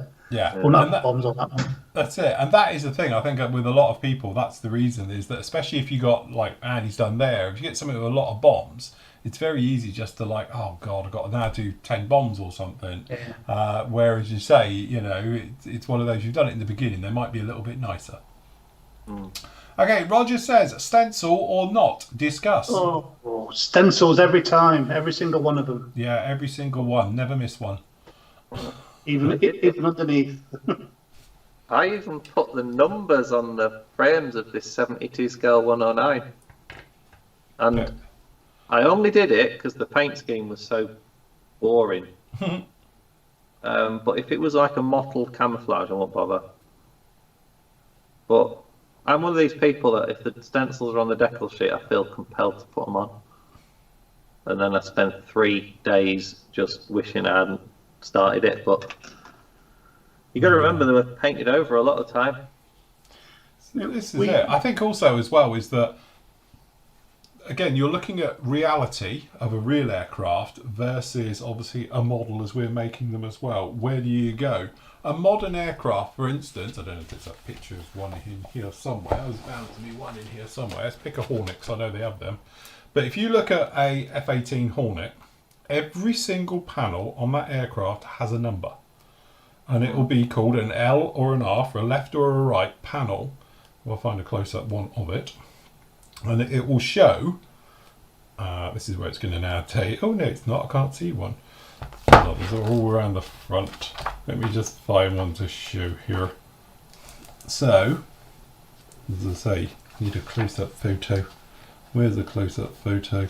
So, on all modern, as I say, I'm not going to say them all, but you see down in, oops, sorry, you're over there. See here, these numbers here? Every single panel actually has a number. So the idea is if it falls off or something, they know where it came from. So it's an L panel and all the rest of it. And most modern jets have that effect on them somewhere. They actually have an identification mark for every panel. And it's like, you don't get that in modelling. Thank God. Can you imagine having to put tiny little ones? It would be like the numbers off you on the actual stencil sheet, you know, decal number 1. Actually, that 1, you need that. You need to stick that on your model. You know, so again, it's that thing about going from reality to where it has. I like World War II because you don't get many of them.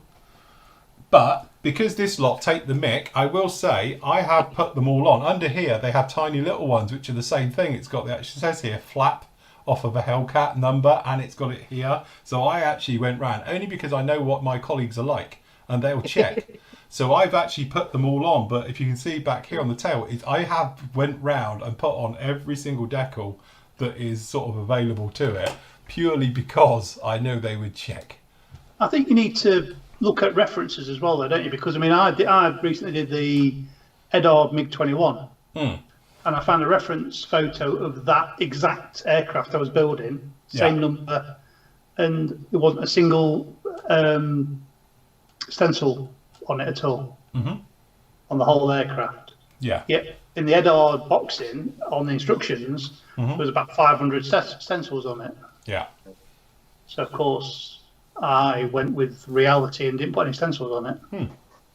You see, on my That was the right thing to do. on my Gulf War Jaguar, I put all the stencils that are supposed to be on there. Yeah, but it was repainted wrong today. None at all. It's got hazard ejection triangles, and that's about it. But I mean, that's with the 109, because it had such a boring camouflage scheme. The stencils have added a bit of interest to it. But if it had mottles on or a busy camouflage, I can't see. I mean, sometimes the stencils are so similar in colour to the camouflage, you can't see the blooming things once they're on. So I mean, it's just do whatever floats your boat, really, isn't it? We quite often, more often than not, talk to each other in the evening on Skype and so like, while we're modelling and what have you. And John at the moment's building a 1/72 scale Harrier to go on the back of the VC-10. Yep. And he must have, no kidding, he must have spent 5 days stenciling, decaling, stenciling. And that's on a 72nd Harrier, and that's just, yeah, I don't know. Again, I think it's one of those things where, you know, it's your model, you're building it for you. At the end of the day, if you want to put every single one on, like we saw that beautiful Phantom at the beginning, which is the Japanese ones, and they are very well known for having every single stencil on it, but also it adds to the detail to the aircraft. So if he was to do that Phantom with no stencil on it, it would look very, very obvious. Because where is it? Because everybody who knows anything about them knows they're covered in stencils, and also adds a certain level of detail to it. Yeah, if you're doing like Scat over here, which is a beaten up Phantom, I don't think it's got any on it because they were just sprayed over and all the rest of it, because obviously they were in country and stuff like that. The important ones are clearly there and the hazard ones are there, but the general ones I think they don't really worry about, so they tend to get painted over, or if they were just chipping and worn, they're not going to bother putting them back in, so you can get away with not putting them on. But I think also there has to be a little bit of artistic license, because some of us, you know, which your eyesight's not brilliant, putting on tiny little stencils on panels is an absolute baller. And to be honest, on here you've got one on here that allegedly says oil, which is up here on the top, just behind the cowling, and I'm sure it probably does, but I can't read it. It looks just like a couple of white dots. In fact, it looks like a smudge, but it's not. It's actually would say oil, purely because I checked on a reference to see what it was, and that's actually it is. I've got these other tiny little ones down here on the wings, on things like that are so minute you can't really see them.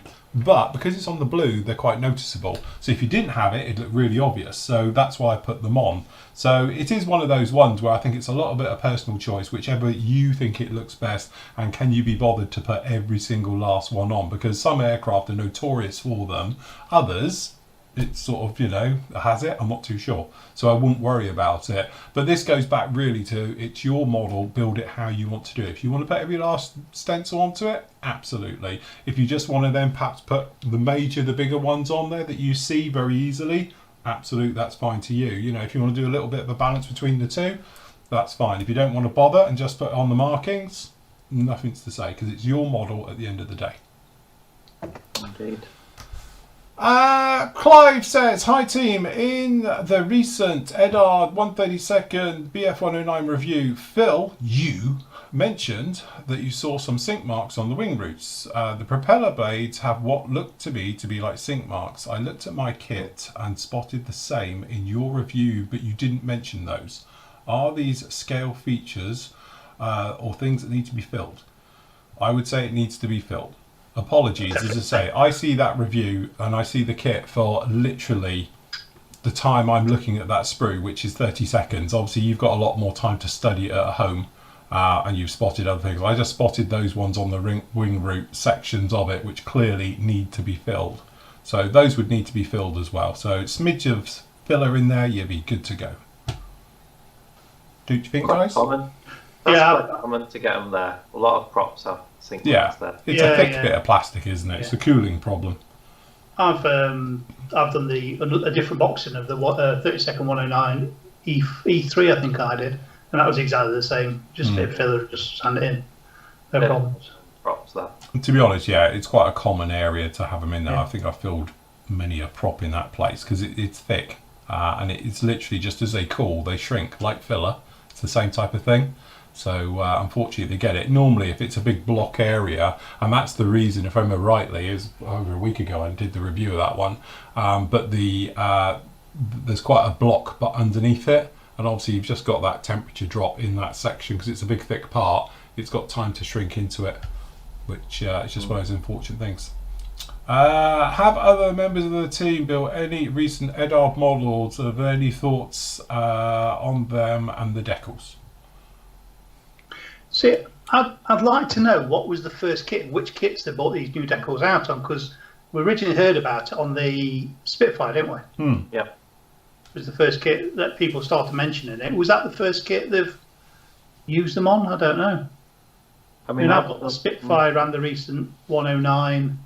I mean, I've got loads of Edard kits, but when did they start bringing them out? I'd like to try them. Well, apparently, from what I've heard, but as I say, I've only had a non-official answer, if that makes sense. Apparently, they came in-house to the new way of doing it this year. They started this year. So, like in this kit here, there's 2 lots of decals. I've got the 2000 and whatever it was release, 2012 and the 2020. So they've actually got a production date on these as well. So the new ones actually have a date. So this was actually manufactured on the 3rd, 6th of the 3rd, 20, and then the other one was obviously the old style, which has got the blue backing, which is a clue, and that was done on the 2012. But these all say 2020. Apparently, I've been told the ones that say 2020 are the new ones. So, yeah. Because my query is, have they screwed up? Have they literally got it round the wrong way? In production, is somebody doing it arse about face? You know, obviously, instead of the carrier going down first, they're putting the ink down first, and then they put the carrier on the top. But I don't know, because I can't get an official answer out of them to say if it's right or wrong. I've just been told that the decals are done that way, and if it's, although they don't recommend it, it could be taken off afterwards. But that wasn't an official line from Edart. That's just something from a non-official line from Edart. So the guys in chat earlier on were saying that Edard were putting something in one of their newsletters about how to use them. Whether or not it's come out yet or it's coming out, I don't know. Their newsletter usually comes out like the 5th-ish of the month. It's only the 1st of October today, so it's never usually out on the 1st of the month. It's usually a couple of days into the month. I mean, I've got their 48 109 kit, and that's the only kit I've got of their brand new ones. I've not had a look, but I mean, some aftermarket decals used to be able to do that with Tamiya enamel. Couldn't you take the carrier film off? Absolutely. Well, it's Linden Hill. I've done it all the time. So Linden Hill, when I did, if you go back and see it, all about it, I did a video on it. And that was with Linden Hill decals for the Hind, for the Hind 24. When I did the 35th scale, the big one, I actually took off all the carrier film, because you can do it even though it's underneath, but it just takes it off around all the area. So it's enamel thinners on a cotton bud, and you just work it, and it will come away, and you can just literally take it off with tweezers and peel it off. But that's not an official way of doing it. But if you remember, when I did the 109, the 190, you did it on Hind as well, didn't you? Yeah, I actually had the proper ones by GHW do them. Not GHW, yeah, it is, no. HGW do them. Yeah. And they're basically like a wet transfer system, and it's the same thing. So the idea is you put it on, you seal it down, you're happy with it, you come back and just peel off the top coat, which again works beautifully if you can get it off. But mine tore, but it didn't matter because it was on the underside, and to be honest, it was the SWAT sticker on the tail, which I always put on after filming, as you know, but it has got it, it's just I don't do it for camera work. It did take, but it didn't rip it completely, just took edges off of it and chunks out of it, so it was a case of looks weathered, so you can get away with it. But if you wanted a pristine markings on your aircraft, I think you might be better off going the other way. Yeah, and when I did my 32nd 109, I mean, that's a fairly oldish kit, really. I mean, I know it's been re-released, but the one that I did it, they came with cartograph decals. They were honestly the worst decals I've ever used. Yeah, you've said that because we've often mentioned about cartograph. Normally it's home run with them, but you just had a nightmare with them, didn't you? They were really, really thick. They were really shiny, thick, horrible decals, and I ended up, Nathan sent me his ones because he got the same kit, so I could complete that kit using the decals from him. Then I gave them back so he can do another build. I think he did back then. Yeah, I've got them. I did them somewhere under here. Somewhere. But like I said about on here, obviously, say we don't want to spend just even talking decals, but watch Monday's show and you'll see the trouble I had firsthand, and you can physically see the decal turn to powder because you can scratch it. Once you got the carrier film off the top, you can scratch through the decal, and I'll be honest with you, I've taken stills of it as well and everything. It gives an amazing warm look. Don't get me wrong, it's not all doom and gloom. If you were doing a beaten up to hell aircraft, they are amazing for it, because all you do is hit them with a sander and they just disintegrate. and it looks really authentic. You know, you see these aircraft that have been sat in a boneyard for 100 years, you know, and they've got that really worn down, torn, distressed, faded. They look amazing, and I took photos of it that you'll see in that particular show, and you can actually see it worn down, and it would look amazing if you were doing a post-war, you know, in a boneyard Hellcat. It would look absolutely brilliant. You know, it'd be one of those I would be absolutely chuffed to bits with. But it's obviously not what I was looking for on this one. So it's like, damn, you know, I must admit, there was part of me is thinking, right, that's it, pull the gear off, stick it on its tail, because that's how they were stored, wasn't it? Was literally like that in a boneyard. It would look fantastic. You could do that, and it would look great like that. But the thing is, I'd have to try and distress everything else to the same standard. It'd be a nightmare. So anyway, you're talking about there about the other Spitfires and bits and pieces like that. And yeah, I've heard all the negativity online with it as well, but it's just one of those things. So again, I think, who? That's an interesting name. Has he got a shortened version of his name? Christian.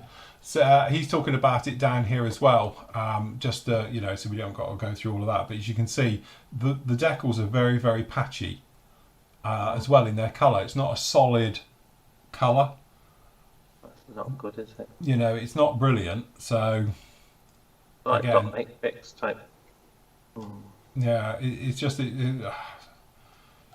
Personally, I don't like it. I think if they're doing it, that it's an option to be on or off. You know, again, it would be one of those areas where I'm thinking probably going down the aftermarket route.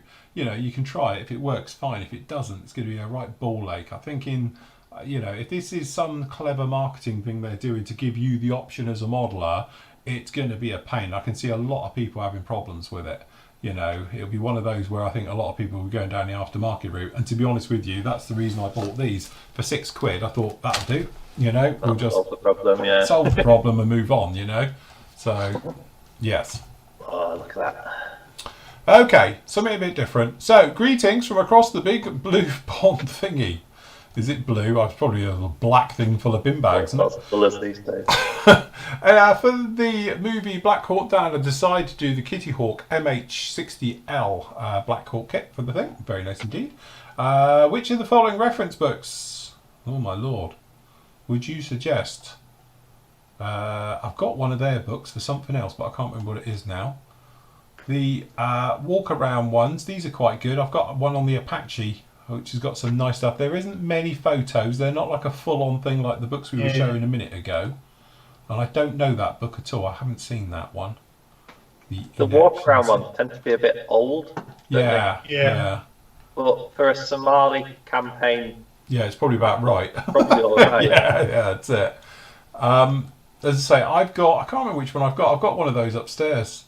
I think mine's actually the Hind. I've got the one on the Hind 24 from them.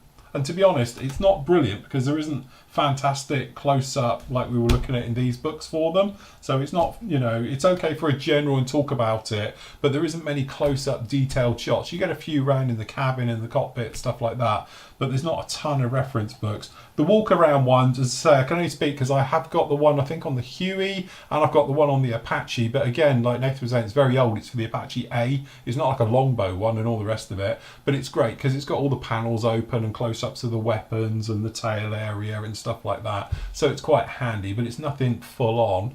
As for the in-action one, I can't comment. I've never seen that one. Yeah, I mean, I've got a few downloaded version of their books, and like you said, they're not particularly. They're black and white normally as well, aren't they? I mean, the walk around ones, you can get them on used.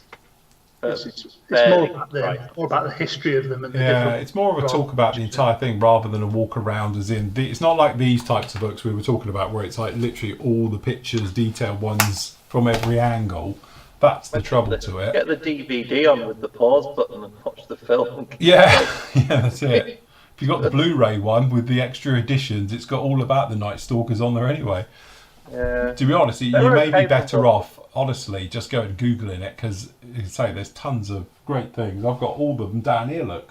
I've got the MH60S down in here, the SH60F, I've got the MH60B. So, yeah.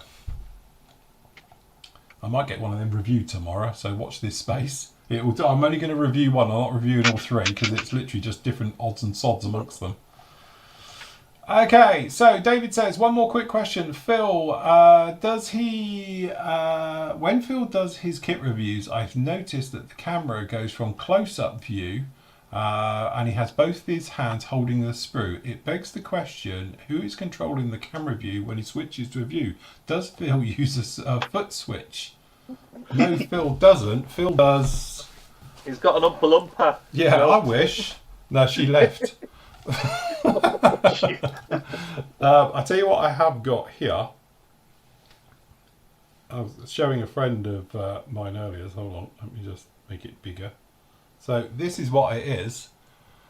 This is my editing. So this is editing Monday's part. So that's actually what it is. So as you can see in here, we have 3 audio lines coming in and we've actually got 4 camera angles. So that's it. So as you can see, like here now, if I put a prop, you can either have, it records me, like here. It's also recording a nice wide view down in here. Normally it'd be obviously wider, but because we're on the show, we've got another camera here. And if I just turn on, because the other camera's off, here it comes. And then we have another camera running here. So we've actually got, oh look, there's no memory cards in it. So we've got one at the back. We've got this one here, we've got this one here, we've got this one here. And to be honest with you, we've got another camera which is over here. We've got 3 microphones, so we have this one which is on here, which is actually off today because obviously we're live. We have the other one up here, and then we have another one over there as well. And then obviously we have another mic in the spray bay. So again, it's just a case of they are all recording all at the same time. And then obviously in editing, when I go upstairs and we edit, it all gets then offloaded. And then I pick the best angle for as we go through. That's why, like I say, it's a lot of people think I just sit here and build models. I wish. As I say, for every hour I'm here, I'm usually 2 to 3 hours in editing. That's actually how it works. So that's what I spend most of my time doing, is editing, which isn't a mass problem. Good job I enjoy it. Okay, so we just whipped through some of these. If not, we'll roll them over to next week. Nigel says, hi guys, I saw on the news this morning that cotton buds are being banned. Are they? Plastic ones are. I was going to say, wasn't that a couple of years ago that we're on about that? But it's actually illegal. Oh, I don't know, it's extra level morphine. But don't forget, it's like the Johnson's baby ones, they've gone back now, because they used to be blue plastic, but they're now cotton or whatever it is. It's like a Lloyd stick. Paper. Rolled paper, yes. Yeah. It's like lollipop sticks. So we're dolphin friendly now, so I wouldn't worry about that. Okay, right. So the guys look like they're talking about cotton buds. Oh, is this what we're talking about? Edit, disregard, only applies to plastic ones, yeah. Okay, so scrap all that. Okay. White tack sticking to masking tape. Hi guys, any tips on reclaiming tack from masking tape? I mainly use, what's that? Tessa sensitive line for masking tape.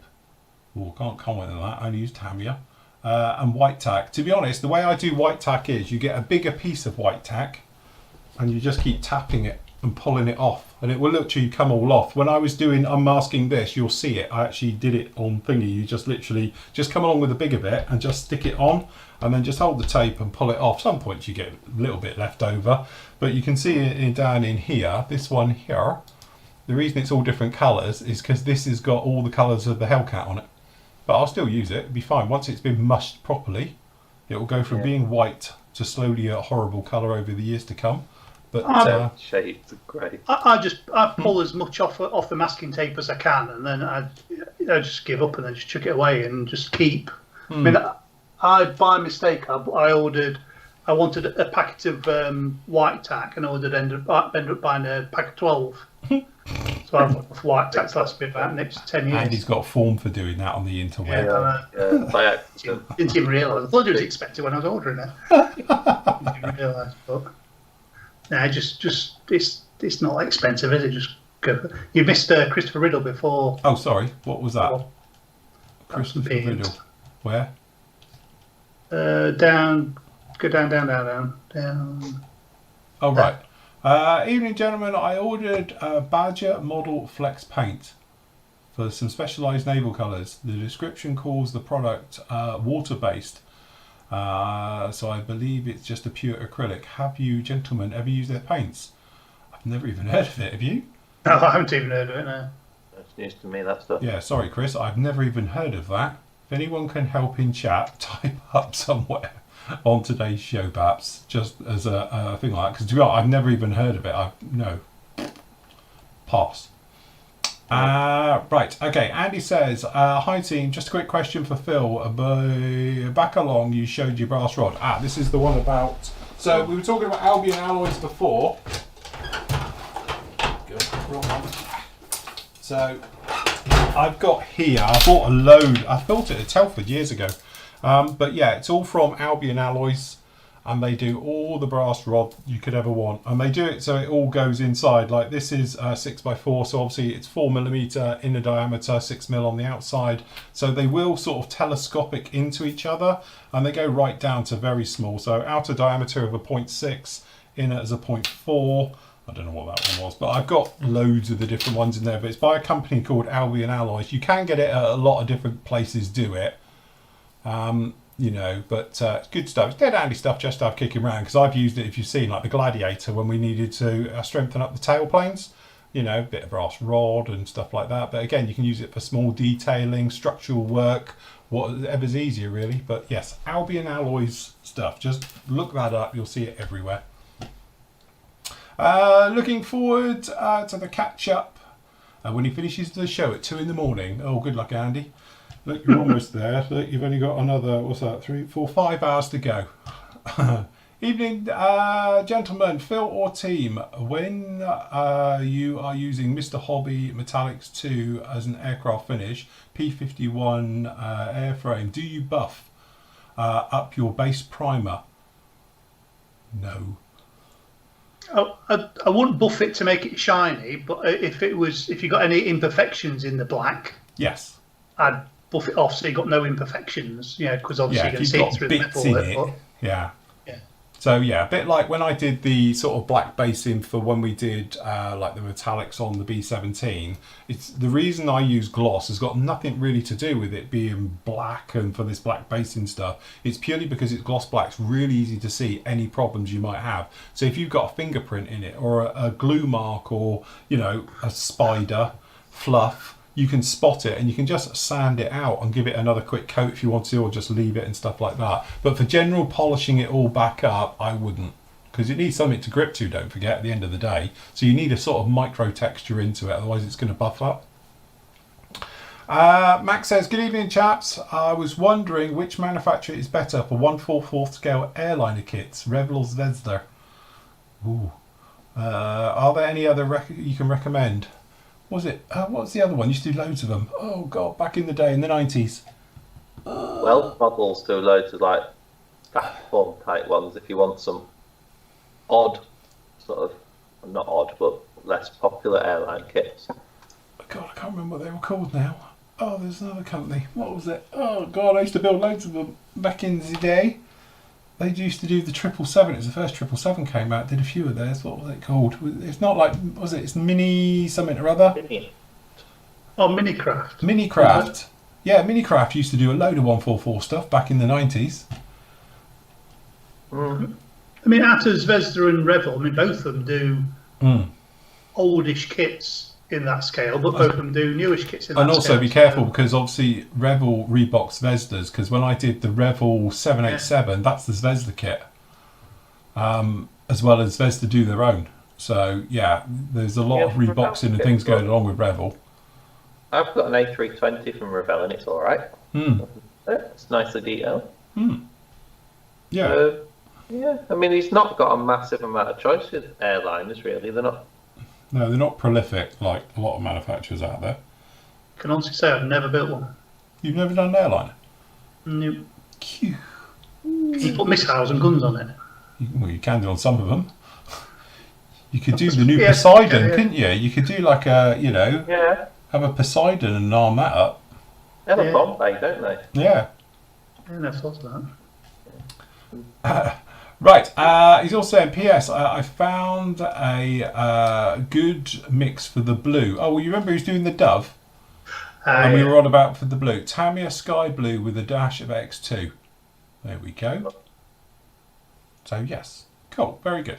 Bob says, hi guys, a question for Matt. Well, he's not here because he's like off on one. Due to the coronavirus, How are kit purchases from PM Store currently being shipped to the USA? Expensively. Are they going to be air or sea? We can only ship air. Nothing goes by sea anymore, to be honest with you, Bob. Sea, I think you have to ask for it to go by surface mail, as they call it, sea mail. But in the old days, they used to just fill up containers full of parcels and send them over. But I don't think it's honestly done like that anymore, as far as I'm aware. I reckon I've got a delivery that's coming by sea. Have you? Coming via Hong Kong or something. But honestly, everything we ship from PM Models is always first class, signed, tracked, fully insured. That's why it's a little bit expensive as well. But honestly, you know, we've been talking about this earlier, is that the shipping costs to getting stuff around anywhere apart from the UK is absolutely ridiculous at the moment. It's getting beyond a joke. Because we were saying, it's more expensive to ship it than whatever you're shipping. You're into that realm now. The postage is more expensive than the item. You know, like for me to get one bottle of wash to the US is 11 quid. It's ridiculous. Yeah, it's cheaper obviously if you buy a set or something else like that. It works out more per bottle cost effective, but one bottle on its own, ridiculous. I felt really guilty yesterday because I sent a pack of Sanders.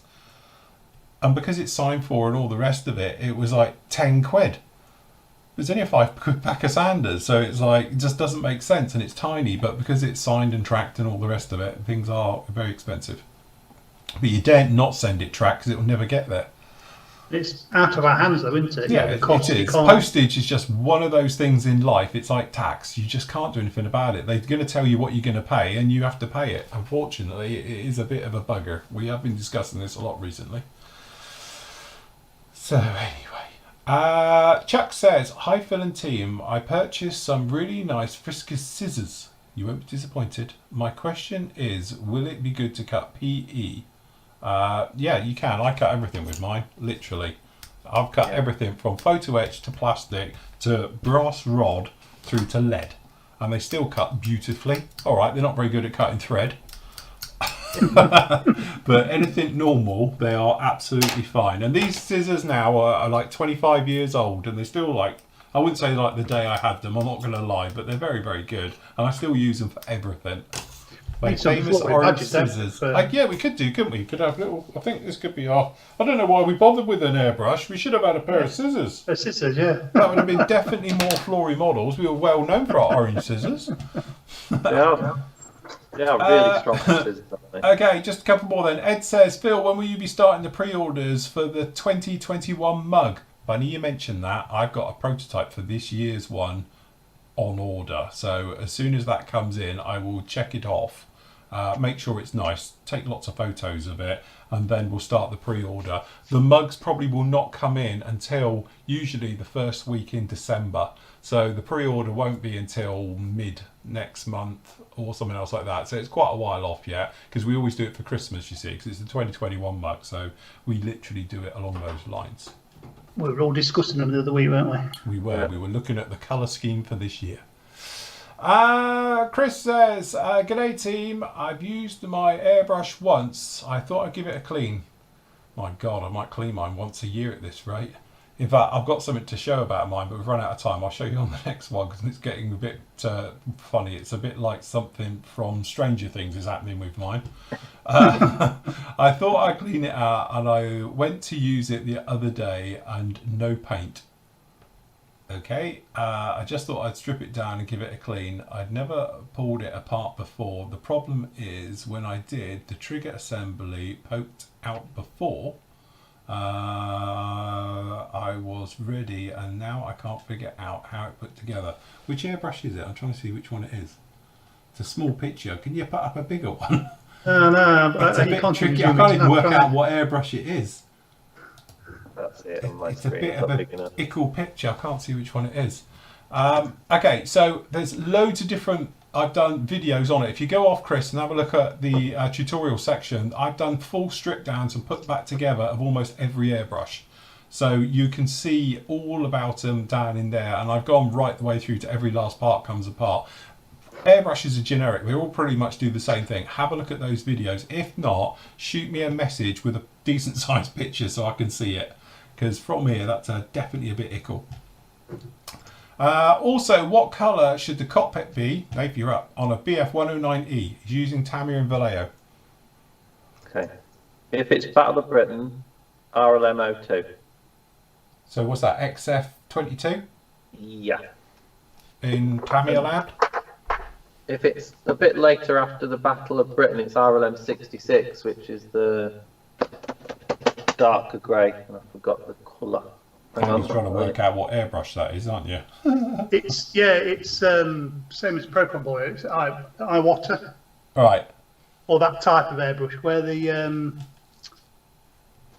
bit behind the needle's like on a little rocker thing that goes through the needle, and it's also come out the whole thing. Yeah, the button and the tab Chris, behind I've done videos on it. If not, what I'll do is I'll quickly do a one tomorrow for you and I'll take down the Procon to do it. But yeah, what you need to do, that little flappy needle thing, make sure that goes down and in, and that other bit sits behind it.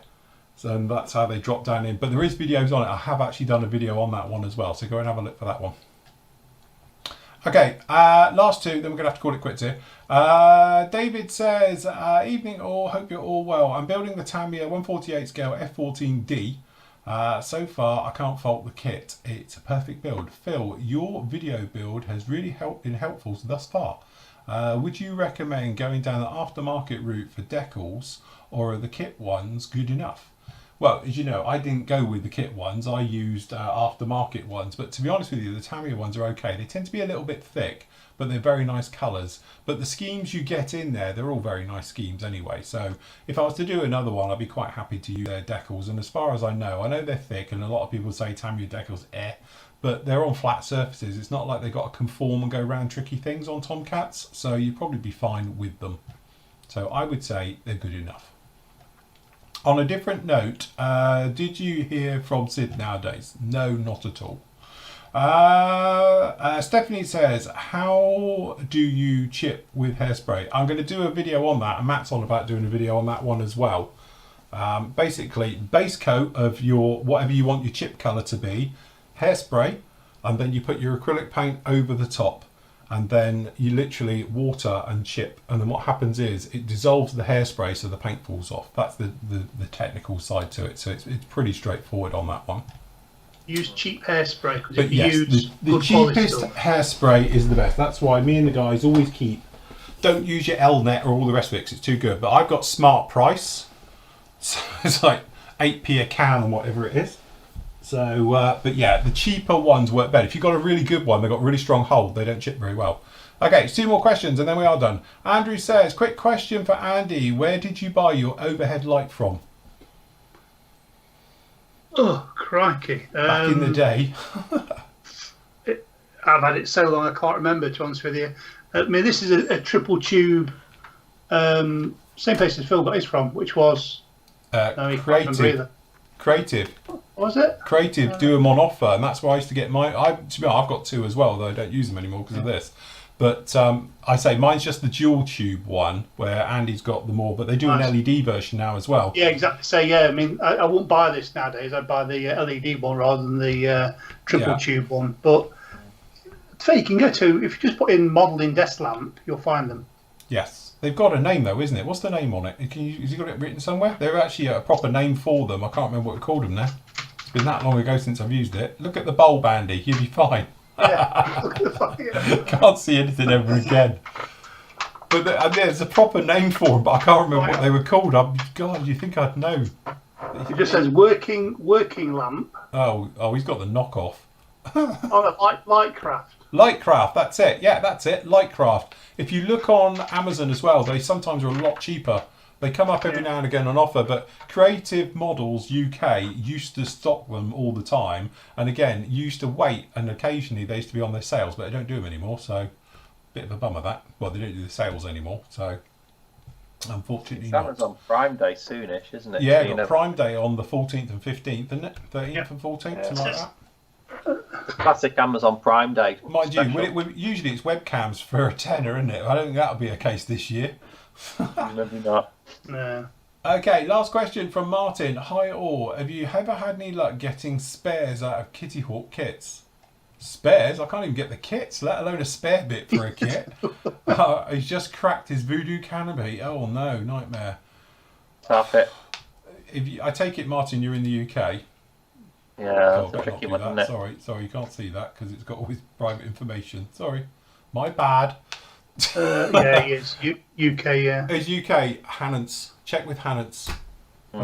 Email them and say you've got a cracked canopy in your kit, wouldn't you? Found it like it, and they might be able to do something if they've got the kit. If they haven't got the kit, they can't. But they are pretty good at getting spares, Hannants. So have a word with them because they are the UK distributor for those. If not, Kitty Hawk does have its own website and its own sales site now, so you could go direct to Kitty Hawk and try them as well. Chances are they might charge you for it, but as you say, cracked canopy is never a good thing, is it? Facebook, Matt, if you get them through Facebook with those, can't you? Yeah, do the old I'm cracked canopy and Tiny Tim won't eat now. So yeah, go for that and you might be able to get one. Cool. Or do a diorama of someone cleaning the canopy with a cloth. Or what you need is a tarp. Yeah. Put a tarp on it, that's it, it'd be fine. Be very nice. The Daylight Craft Company. There you go, that was it. That's it, yeah. That's the one. Well done, Gordon, you've got it. That's the one. They used to be at Telford every year, didn't they? But obviously that's not happening this year, is it? Yeah, no, unfortunately not. And like Nathan's posted up in there for the other one, for post cockpit colours from Battle of Britain, it's XF63. It's darker grey after the Battle of Britain. Which is German grey. Can of worms is being opened there, isn't it? Yeah, if I remember rightly, when I did my 262, we did it in XF63, the cockpit. Yeah, it's close enough. Close enough for most people, I reckon. Yeah, that's it, definitely. And there we go, gentlemen. So we've overrun a little bit. Apologies for that, but I think that covers us very nicely. Some good questions tonight, so well done, everybody. Well done, team. So yes, very, very good. Have we got any messages we need to do, anybody? Are we all right today? No, I've invoiced most of the Revel tornadoes that have come in today. Matt's in the process of getting them boxed up and sent. Any that have ordered multiples of, because some people have ordered 2 of the kits, and also some people have also ordered other pre-orders. For example, the 48 Spitfire Mark 1s and also the 48th MiG-19s, which have also come in. They'll get invoiced at the same time once Matt works out postage prices, because obviously we'll box them together, so it'll be cheaper than sending 2 together.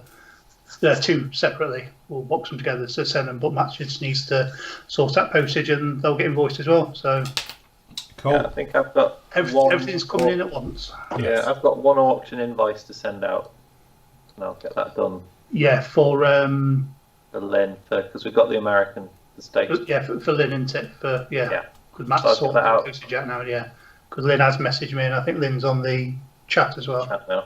Yeah. I'll try and do it when we get back inside in the kitchen. Right, okay, thank you very much for joining us then this evening, guys. Absolute pleasure as always. So don't forget, if you haven't seen them already, we've got the review of the Hobby 2000, which as we know is the Hasegawa Reeboks of the F4C. We've got a great little Bedford refueling truck, which say, if you see the review, I'm sort of speechless with that. I'm amazed how much detail that is in. We're back on track now, obviously we were saying before, with the actual Hellcat, so the next part of that is obviously going to be up with you tomorrow. There's another part which you just saw, the completed edit of that. That is going to be up with you on Monday, and then we'll be finishing off that one next week as well to make our way through. So we're on a bit of a roll at the moment, getting them all done and everything. So we're moving on very, very nicely. I'll be with you tomorrow. As I say, I'm probably going to do a review with the Kitty Hawk range of kits that I've got down here at the moment. So we're just going to probably pick one for a review, because the rest of them are basically the same kit, but we show all of those ones as well for the actual Seahawk. So if you want to see a Seahawk, that'll be up tomorrow as well as we make our way through. So thank you very much for joining us. Thank you very much for Andy and Nathan for helping me out today as well. Absolute pleasure. You guys are stars. You guys are all stars as well that are in the actual live chat as well. Have a lovely evening, and we will see you all very, very soon. Good night, people. Bye. Good night. Wave, everyone. Wave.